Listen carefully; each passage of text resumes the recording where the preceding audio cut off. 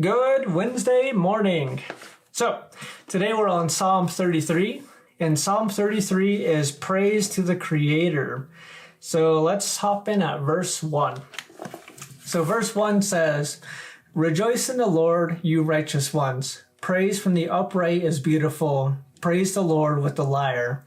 Make music to him with a 10-stringed harp. Sing a new song to him.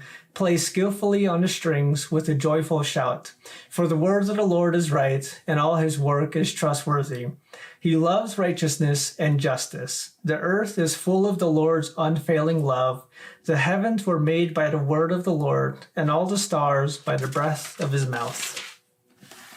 He gathers the water of the sea into a heap. He puts the depths into storehouses. Let the whole earth fear the Lord. Let all the inhabitants of the world stand in awe of him. For he spoke, and it came into being. He commanded, and it came into existence. The Lord frustrates the counsel of the nations. He thwarts the plans of the peoples. The counsel of the Lord stands forever, and the plans of his heart from generation to generation. Happy is the nation whose God is the Lord, the people he has chosen to be his own possession. The Lord looks down from heaven. He observes everyone. He gazes on all the inhabitants of the earth from his dwelling place. He forms the hearts of them all. He considers all their works. A king is not saved by a large army.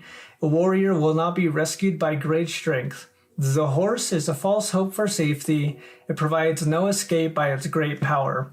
But look, the Lord keeps his eye on those who fear him, those who depend on his faithful love, to rescue them from death and to keep them alive in famine. We wait for the Lord. He is our help and shield, for our hearts rejoice in him, because we trust in his holy name." So now, this is kind of talking about not trusting in yourself, but trusting in the Lord. And I kind of want to bring back all of my prayers here. This is because another strong avenue of prayer is that it builds relationship between you and God, is one of its primary purposes. And you have to keep track of your prayers. I can't really stress that enough. In other words, you kind of have to keep track of the testimonies of God answering those prayers. Because the reality is that every time you overcome a problem, a situation, there's always going to be another one. And that's just really how it works here on earth. It's just, there's no getting around trouble. There's no getting around tribulation. There's going to be another one. And when you first start out a prayer life, it's almost like you're kind of putting yourself out there and you don't really know what everything is going to look like. So like the very first paper I showed you was me praying for rent and me praying for tuition. And I didn't really know what it looked like to know what those prayers would be answered like. I didn't really know. I had no previous experience of God really answering a prayer like that. I had no real experience of really pursuing a prayer like that. And so all I really knew was that I had to continuously pray this out to God, and that somehow, some way, he would answer this prayer. And so I just did it. And so what ended up happening was, someone gave me a random check, and then my sister also gave me a really well-needed amount of money. And it's great how, like, it's almost, I don't know, like, there's a question to be asked of, like, if I didn't pray, would the provision come through, as opposed to if I did pray. And so because at that point, because I really didn't know much, it's kind of easy to think like, well, maybe the prayer didn't really do anything, and so therefore it was just kind of like redundant. But the problem the problem with that kind of thinking is that if you look at it now, I have just like pages and pages of all the prayers I prayed throughout the year. And because I've kept track of these prayers, I can look back and realize that there's a pattern to all of these prayers. The very first pattern is that God puts a desire in your heart to pray for something.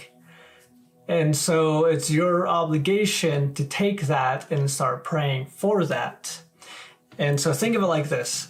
If God gave you the desire to pray for something, wouldn't that also mean that he's looking for an avenue to bring this desire to pass?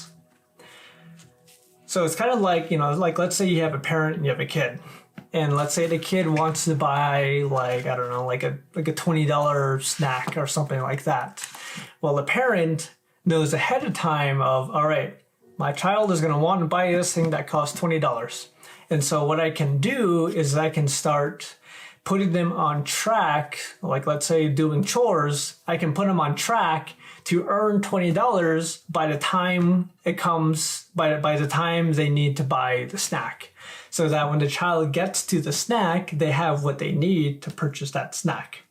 And so what's going on here is you have the Lord putting a burden on your heart of pray for this, because coming down the line, there's something that needs to happen, and I need an avenue to fulfill this thing that's going to happen.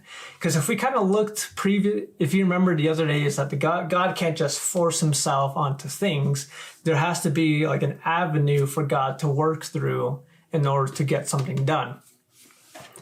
So like if you read the Old Testament, and there's a lot of prophecies in the Old Testament, like one of the really cool ones is there's Psalm 22, because this is where God, this is prophesying Jesus's, what Jesus will say on the cross. He says, my God, why have you forsaken me?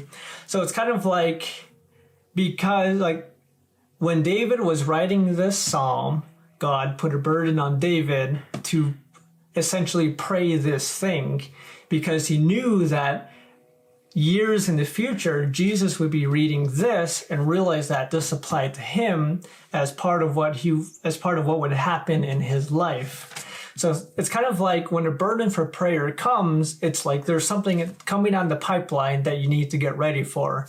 And if you refuse to pray for what's been put on your heart, you're putting yourself in a bad spot. Is kind of what it is that you're not setting yourself up for success. What you're doing is you're setting yourself up for defeat. But the cool thing is that God will supernaturally deliver you, but it will probably be like the scariest thing ever.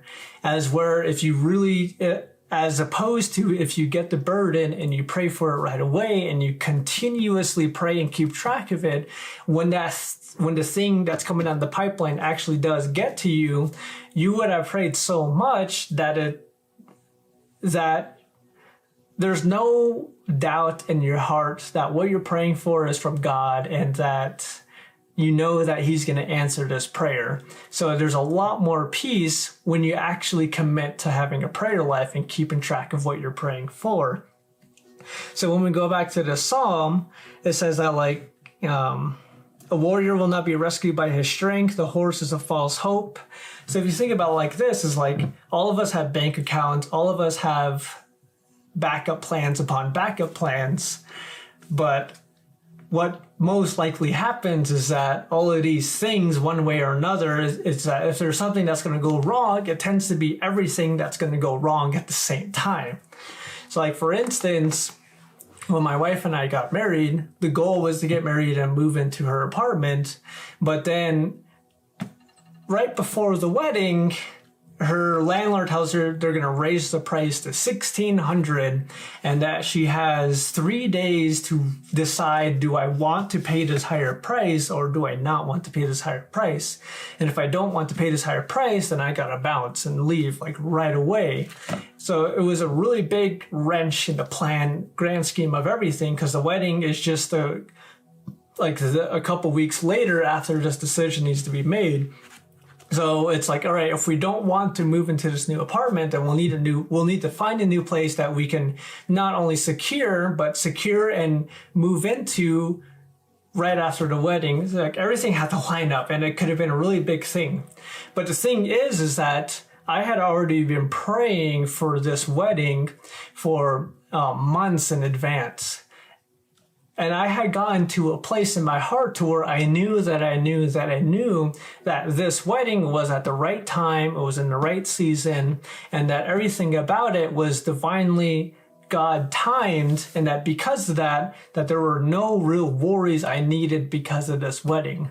And so because I had already prayed months in advance and kept track of it and knew in my heart that this wedding was perfectly timed, all these problems that came up, there was a confidence in me of, I know that God will deliver us out of all of these things. Because I guarantee you that we had a lot of backup plans, but they all fell through just because of this one thing that came up. But because I had prayed in advance, I wasn't looking to these backup plans for deliverance. I had already prepared myself to look to God when things got hard. And so when they did inevitably get hard, I was already in a place of, I was in a strong place. And we were able to get through all of it. And we actually ended up with living in this place now, which is so much better than the last place she was living. And I got to tell you that it's just a great testimony. And I told you a really short version of it.